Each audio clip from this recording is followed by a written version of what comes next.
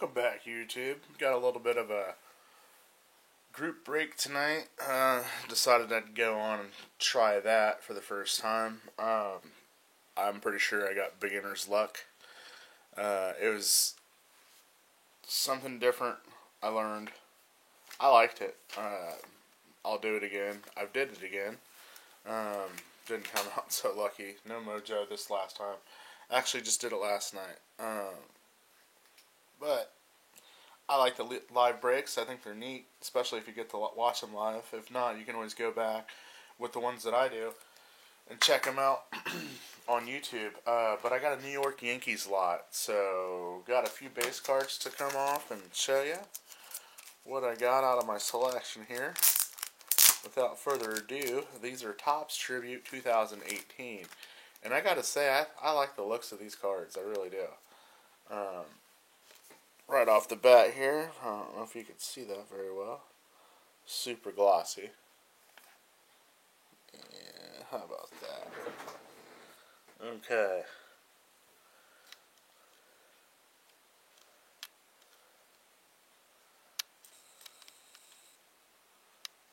And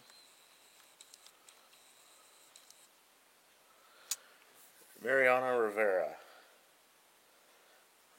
This is out of the Yankees, and honestly, when I was doing it, I did it last Friday, and whenever I was doing it,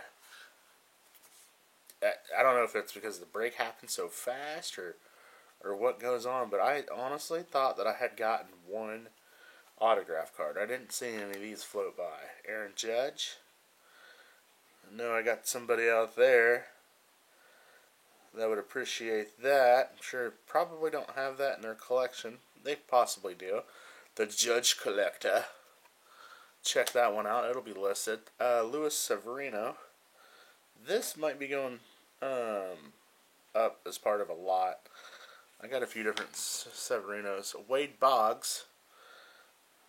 And I didn't get a chance to film any of that, but I went to my local hobby shop and broke out some Donruss 2018. Just a couple hobby packs that he had. I ended up popping open Artist Proof 2 of 10, Wade Boggs and George Brett. That was a pretty cool card, but I put it on eBay just to see because I'm not a really big George Brett fan. As you all know, Bo Jackson's the man for me when it comes to personal collections. So pretty much about anything else I'm game to get rid of. But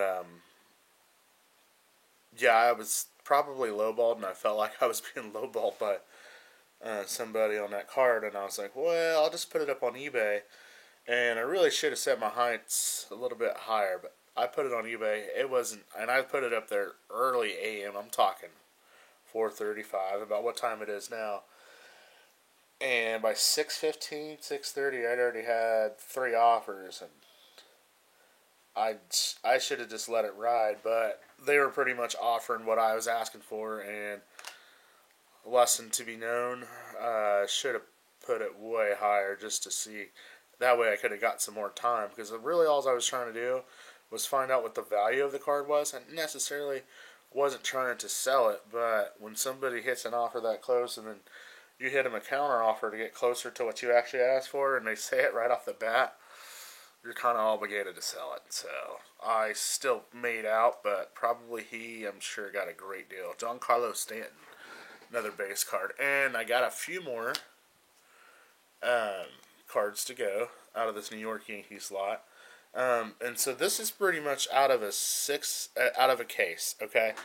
And this is one of the reasons I think that whenever you do a live break and you want to pick the Yankees as your live break team, that right now with the 2018 Topps Tribute, it's probably the reason why it's the highest out of a live break case. I could be wrong, and that's okay, but I'm pretty sure it's one of the most expensive teams to pick. Okay, right off the bat here, we got Dellin Betances, 102 over 199. Extreme glare. I don't know if you can see that, but it's an autograph. It's a nice card. this one, probably my favorite one out of the whole break. Aroldis Chapman. Aroldis Chapman. Triple relic. Green parallel, 76 out of 99. Aroldis Chapman. That's a cool card. And then I've got Clint Frazier. Clint Frazier. I would think this would be a more popular card, but I don't know. But this is his rookie card. Probably going to be setting on this one. 57 over 99. Green parallel. These are great looking cards. Sorry about the glare, guys. I really am. I don't know how to fix that. Again, Clint Frazier. 57 out of 99. Like I said, that's probably my favorite card out of the swoop. Honestly, another thing too, when this group break took place, I actually paid a small amount of money to get into a numbers break. And then in the numbers break, maybe by me describing this, you might know who it is. But he's not giving me any kind of kickback. I'm not asking for any kind of kickback, so not really for sure,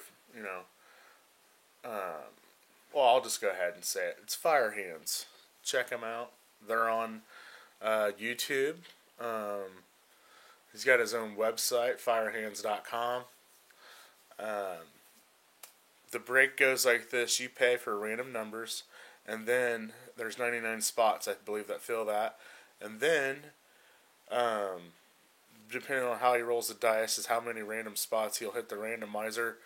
And then, that wasn't really my point. It was to explain everything on how it all works, because that's something I think, if you want to get into, you definitely need to figure out and have your own perception, your own opinion, because I could be explaining it wrong, and that's not what I wanted to do in this video. I just wanted to show you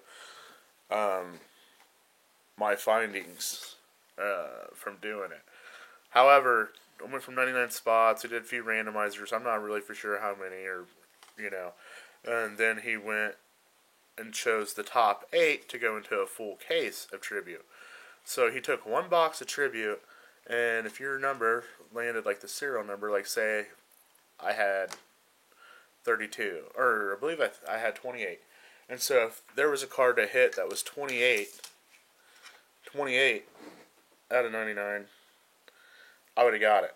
But this guy, if he would have hit 57 out of 99, or he had the 57th spot, the card would have went to him. So the first box went that way.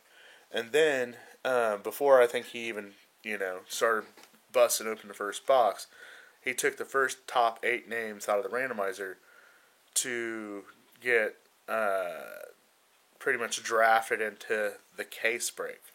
And then the case break, he did it was a random teams.